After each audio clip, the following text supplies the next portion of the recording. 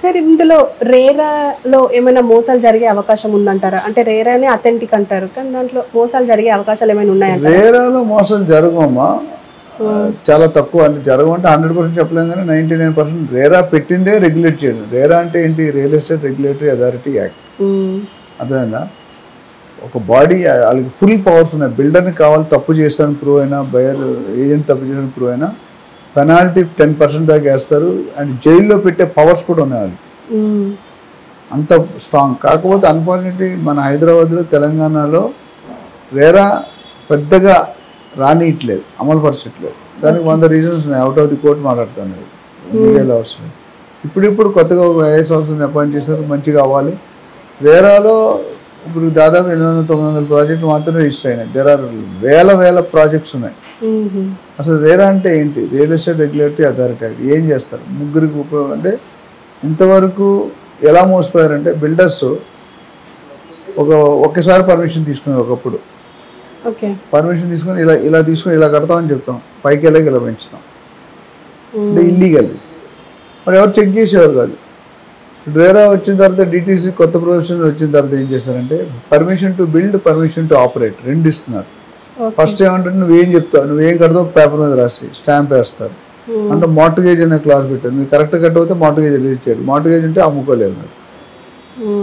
So ఇప్పుడు ఏం చేశాడు, ఆ ప్లాన్ ఇచ్చి పర్మిషన్ టు ఆపరేట్ అనేది చెక్ చేస్తారు. ఓసీ ఇచ్చినప్పుడు నువ్వు చెప్పిన దానికి 5-10% డివిజన్ అయితే ఓకే చేస్తారు. 50% డివిజన్ చేస్తే పర్మిషన్ ఇవ్వదు. నీ ప్రాజెక్ట్ మొత్తం ఇప్పుడు 500 ఫ్లాట్లు కడుతున్నావు అనుకో, అందులో 50 ఫ్లాట్లు గవర్నమెంట్కి రాసేయాలి మనం. ఒక్కొక్క ఫ్లాట్ ₹1,00,00,000 అనుకోండి, ఎంత అయింది? 50 కోట్లు. ఎవరు వదులుకుంటారా? అది కండిషన్. సో రేరా పెట్టింది ఏంటంటే ఒక బిల్డర్కి మంచి జరగాలి, ఒక బయ్యర్కి మంచి జరగాలి, ఒక ఏజెంట్కి మంచి జరగాలి, పబ్లిక్ మొత్తం విన్ విన్ సిచ్యువేషన్. సో ఏం చేశారంటే ఈ డీవియేషన్ ఉండడానికి ఏం చేశారంటే బిల్డర్స్కి ఫస్ట్ మీరు ఒక సేల్ అగ్రిమెంట్ ఇస్తారు బిల్డర్. ఎప్పుడు ఆ అగ్రిమెంట్లో ఇస్తాను, నేను ఇది ఇస్తాను, ఇది ఇస్తాను, ఇది ఇస్తానని. అది ఇవ్వకపోతే మీరు కేసు వేయచ్చు. బయ్యర్గా రేరాకి కేసు వేయచ్చు. ఎవరి మీద? బిల్డర్ మీద. అదేవిధంగా అంతమంది ఏం చేశారంటే ఫండ్స్ ₹100 కలెక్ట్ చేస్తే ₹100, ₹80 ఫండ్స్ డైవర్ట్ చేసుకునేవారు. మన సొంత ఆస్తులు పెంచుకోవడానికి, ఎస్టేట్లు పెంచుకోవడానికి, వేరే ప్రాజెక్ట్ పెట్టడానికి. ఏ ప్రాజెక్టు ఇప్పుడు ఏ ప్రాజెక్ట్లో పెట్టి బీలో పెడతాడు, బీలో కొని సీలో పెడతాడు. ఏ ప్రాజెక్టు కంప్లీటెడ్ నా గరక నా గట్టుగా మా బయర్స్ మోసపోతారు. అప్పుడు ఏమవుతుందంటే దానికి కూడా కండిషన్ ఉంటుంది. మీరు చెప్పిన టైంలో డెలివరీ చేయకపోతే పెనాల్టీ ఉంటుంది. అదేవిధంగా మీరు ₹100 కలెక్ట్ చేస్తే ₹70 అకౌంట్ చూపించాలి. ఎస్క్రో అకౌంట్ అని ఓపెన్ చేస్తారు. ఏ ప్రాజెక్ట్ అయినా 500 స్క్వేర్ మీటర్ల కంటే ఎక్కువ ఉన్నా, 8 యూనిట్ల కంటే ఎక్కువ ఉన్నా రేరా పర్మిషన్ తీసుకోవాలి. బిల్డర్ అనేది కంపెనీ రేరా వేరు, ప్రాజెక్ట్ రేరా వేరు. కంపెనీ రేరా అంటే ఒకసారి ప్రాజెక్ట్, ఎవ్రీ ప్రాజెక్ట్ మీ పిల్లలు పుట్టిన వాళ్ళు కొత్త పేరు పెడతారు.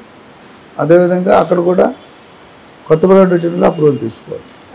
సో ఈ 3 కండిషన్, పేమెంట్, పెనాల్టీ, స్పెసిఫికేషన్స్, ఈ 3 కరెక్ట్గా చెక్ చేసుకోవాలి.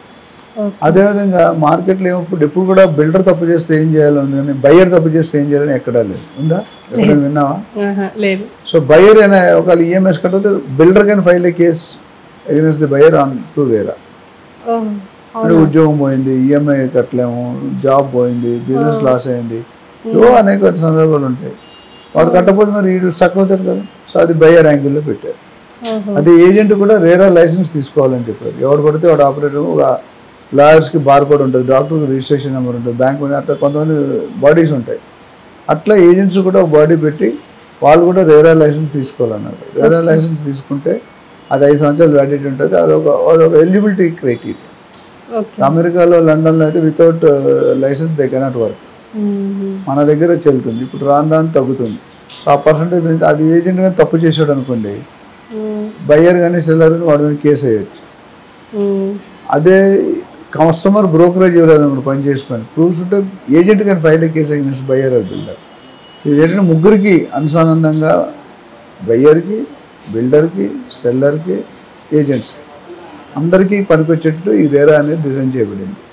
ఓకే సార్, ఇప్పుడు ప్రీ లాంచ్ వెంచర్స్ అంటారు, అవి మనం కొనుక్కుంటే ఎంతవరకు సేఫ్ అంటారు? Pre launch 120% కొనుక్కోకూడదమ్మా. పెద్ద మోసం అనేది అక్కడే జరుగుతుంది. ప్రీ లాంచ్ అంటే ఏంటి? ప్రీమెచ్యూర్డ్ బేబీలా ఉంటుంది. అంటే 9 months అవ్వకుండా 6వ నెలలో 7వ నెలలో అనివార్య కారణాలు. అది ఎందుకు చెప్పంటే ప్రీ మెచ్యూర్డ్ అంటే బిల్డర్ దగ్గర డబ్బులు ఉండవు. పబ్లిక్లో డబ్బులు తీసుకొని ఆయన దగ్గర 10 లక్షలు ఉంటుంది, ₹1 కోటి కావాలి, 90 లక్షలు పబ్లిక్లో తీసుకుంటారు.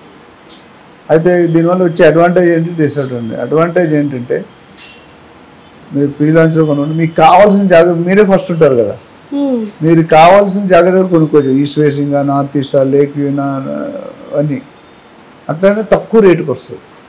10,000, 7,000, 6,000 దొరికిపోతుంది. ఇది 2 అడ్వాంటేజెస్ బయర్కి. డిసడ్వాంటేజ్ ఏంటంటే రేపు పొద్దున బిల్డర్కి పర్మిషన్ రావచ్చు, రాకపోవచ్చు. బిల్డర్ ప్రాజెక్ట్ కట్టవచ్చు, కట్టకపోవచ్చు, డబ్బులు పట్టుకొని పారిపోవచ్చు. ఇవి డేంజర్. సో చాలామంది ఏంటంటే 10,000, 7,000కి ఇస్తున్నారు, 6,000కి ఇస్తున్నారు కొనేస్తారు. 90% తీసేసుకుంటారు. ఆ తర్వాత వాడు ఉంటాడో లేదు మీకు తెలియదు, నాకు తెలియదు. ఇప్పుడు ఎవరు మోసపోతున్నారు, కక్కుర్తి పట్టి అంటే మన గ్రీడీనెస్ పెరిగితే. నేను ఇచ్చే సలహా అంటే ప్రీ లాంచెస్ కొనుక్కోకూడదు. ఒకళ్ళు కొనుక్కోవాలంటే అట్లీస్ట్ కొద్ది plan, RERA plan, RERA plan, HMD లేదా డిసి ప్లాన్ లేకుండా అమ్మకూడదు బిల్డర్. ఇది పబ్లిసిటీ లేకుండా క్లోజ్ సర్క్యూట్, నీకు తెలిసిన అక్క, చెల్లి, తమ్ముడు వాళ్ళకి అమ్మేస్తారు. సో దానివల్ల మీరు ఇబ్బంది పడతారు. So pre launch is always dangerous. నేను చెప్తాను wife is a double edge knife అని. ఎందుకంటే ప్రీ లాంచ్లోనే మీరు మీ అంతలు మీరే తవ్వుకొని గోతులు పడుతున్నారు అని చెప్పాడు అనుకో, మీరు చెక్ చేసుకోవాల్సిన బాధ్యత ఉంది కదా. ల్యాండ్ అయిన పేరు లేదు, పర్మిషన్ లేదు. హైదరాబాద్లో 80% ల్యాండ్ లిటిగేటెడ్ ల్యాండ్స్. ఏం చేస్తారు మీరు? ఇన్ని లోపాల నుండి కొనుక్కుంటే ఎవరు మోసం, మీరే తెలిసి గోతులు పడుతున్నారు కదా. It's better not to go. There are so many hundreds of projects ఉన్నాయి కదా. ఎందుకు ప్రీ లాంచ్ 2,000 కోసం మనసు పీస్ ఆఫ్ మైండ్ ఉండదు, డిప్రెషన్లోకి వెళ్తారు, డిమోటివేషన్లోకి వెళ్ళిపోతారు. లైఫ్లో ఎవరితో మాట్లాడడం, ఫ్రస్ట్రేషన్, కొట్టడం, తిట్టడం ఇవే జరుగుతాయి.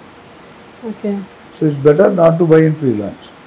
ఓకే, అంటే దీనికి మీరు ఇచ్చే టిప్స్ ఏమైనా ఉన్నాయంటారా? టిప్స్ అంటే ఫస్ట్ ప్రీ లాంచ్ కొనకూడదు. కొనాలనుకుంటే బిల్డర్ గురించి బ్యాక్గ్రౌండ్ చెక్ చేసుకోవాలి, ఒక ప్రొఫెషనల్ ఏజెంట్ అపాయింట్ చేసుకోవాలి, అందులో అవగాహన ఉన్న వ్యక్తితో మీరు కొనిపించడం కొంతవరకు మీరు మొత్తం ఆపలేడు. కొంతవరకు ఇప్పుడు నాలాగా మా రియల్ టాక్ కంపెనీలో 4-5 డివిజన్స్ ఉన్నాయి. ట్రైనింగ్ చేస్తాం, మెంటరింగ్ చేస్తాం, బెస్ట్ ఇన్వెస్ట్మెంట్ అడ్వైజ్ ఇస్తాం, ప్రాజెక్ట్ మార్కెటింగ్ చేస్తాం, డిజిటల్ మార్కెటింగ్ చేస్తాం, ఇవన్నీ ఉన్నాయి. సో మా దగ్గరకు వచ్చే వాళ్ళకి చెప్తాం ఈ ప్రాజెక్ట్లో ఎందుకు పెట్టచ్చు, ఎంతకాలంలో రెట్టింపు అవుతుంది, ఎందుకు పెట్టకూడదు, రీజన్స్ ఏంటి అని క్లియర్గా ఎక్స్ప్లెయిన్. నా దగ్గర ట్రైన్ అయిన ఏజెంట్స్ అదే చెప్తాం. Basically be honest, be transparent, integrity ఉండాలి, కాన్ఫిడెన్స్ ఉండాలి, పర్మిషన్ లేని ప్రాజెక్ట్స్ అమ్మద్దు. Right sir. ఇప్పుడు ల్యాండ్ టైటిలింగ్ అని చెప్పేసి మొన్న ఎలక్షన్స్ టైంలో బాగా వైరల్ అయింది. అంటే అసలు what is land titling sir, and దీన్ని ఎందుకు మొత్తం ఏపీ మొత్తం అపోజ్ చేసింది? ఏపీ ల్యాండ్ టైటిలింగ్ తెలంగాణలో ధర్నీ అని పెట్టారు, అలాంటిది ఇంచుమించు. అయితే ఎందుకు అపోజిషన్ వచ్చిందంటే బీజేపీలో సెంట్రల్గా ఉన్న నీతి ఆయోగ్ అని ఒక బాడీ ఉన్నది. ఈ కొన్ని ప్రాసెస్ ప్రొసీజరల్ ఆస్పెక్ట్ తగ్గించి స్పీడప్ చేయాలని దాన్ని కనుక్కున్నారు. ఒక రఫ్ డ్రాఫ్ట్ మోడల్ ఇచ్చారు జగన్మోహన్ రెడ్డి గారికి. ఇది నువ్వు టెస్ట్ చేసుకొని నీ స్టేట్కి అనుకూలంగా నువ్వు దాన్ని మ్యానిపులేట్ అంటే మార్చుకొని అమలుపరచు అని. వీళ్ళు ఏం చేశారంటే వన్ సైడెడ్గా చేసినట్టు అనిపిస్తుంది. నాకు క్లారిటీ లేదు, బట్ నాకు తెలిసిన ఒపీనియన్ మీకు చెప్తాను. ఏంటంటే ఏపీ ల్యాండ్ టైటిలింగ్ యాక్ట్ అంటే ఏంటంటే ఇప్పుడు మనం ఏపీలో ఏదైనా ప్రాపర్టీ మీరు అమ్ముతున్నారు, నేను కొనుక్కోవాలనుకుంటే 30 రికార్డులు చెక్ చేయాలి. Tahsildar, collector office, joint collector, secretary, అక్కడ ఆర్డీఓ, వీడిఓ ఇవన్నీ ఉన్నాయి. Lot of price consuming, time consuming. So దాన్ని మెరుగైన సులువుగా చేయడానికి జగన్మోహన్ రెడ్డి గారు ఏమన్నారంటే మేము డ్రోన్ సర్వే, డిజిటల్ సర్వే చేసి ఇప్పుడు 1950-60లో డాక్యుమెంట్ రాసి సరిగ్గా ఇంకు పడి చిరిగిపోయి ఏం అర్థం కాదు, హ్యాండ్ రైటింగ్, మాన్యువల్ ఇవన్నీ అర్థం కాదు. నీ రైటింగ్ నాకు అర్థం కాకపోవచ్చు, నా రైటింగ్ మీకు అర్థం కావచ్చు, చాలా ఇబ్బందులు ఉన్నాయని దీన్ని మార్చి ఈ 30 డాక్యుమెంట్స్ బదులు 1 డాక్యుమెంట్ ఇస్తాం అని ఇంటెన్షన్ మంచిగా ఉంది. కానీ అక్కడ ఏమైందంటే ఏపీలో 17,000 గ్రామాలు ఉన్నాయి, 553 కోట్లు ఉన్నాయి. అలాంటి దాన్ని ల్యాండ్ టైటిలింగ్ ఆఫీసర్ అని ఒక వ్యక్తిని, ల్యాండ్ టైటిలింగ్ అఫిలియేట్ ఆఫీసర్ని ఒకటిని, ఇద్దరిని అపాయింట్ చేసి సబ్జెక్ట్ ముగించారు. అంటే ఏమవుతుందంటే వీళ్ళిద్దరిని ఏ అర్హత, ఏ క్వాలిఫికేషన్ లేకుండా అపాయింట్ చేసుకుంటే మా చుట్టాలని పెట్టుకోవచ్చు. మా చుట్టాలు పెడితే నువ్వు కస్టమర్కి ఫేవర్ చేస్తాడు, గవర్నమెంట్ ఫేవర్ చేస్తాడు, క్లారిటీ ఉంది. అది ఒకటి అడిగారు. ప్లస్ మీ ప్రాపర్టీని ఎక్స్ పర్సన్ కబ్జా చేశాడు అనుకోండి, మీకు ఇన్ఫర్మేషన్ కూడా ఇవ్వడు కబ్జా చేసినట్టు. అప్పుడు ఏమవుతుంది, మీరు తెలీదు. ఒకవేళ తెలిసిన కింద సివిల్ కోర్ట్స్ వేసుకోవాలి, డైరెక్ట్ హైకోర్టుకి వేసుకోవాలి. ఎంతమంది రైతులు డబ్బులు ఉన్నాయి, నాలెడ్జ్ ఉంది, ల్యాండ్ అప్లికేషన్ కెపాసిటీ ఉంది, అదొక డిఫాల్ట్. ఆయన నచ్చితే 2 రిజిస్టర్ పెట్టారు, సెటిల్డ్, డిస్ప్యూటెడ్. సెటిల్డ్ అంటే అన్నీ కరెక్ట్గా ఉన్నాయి.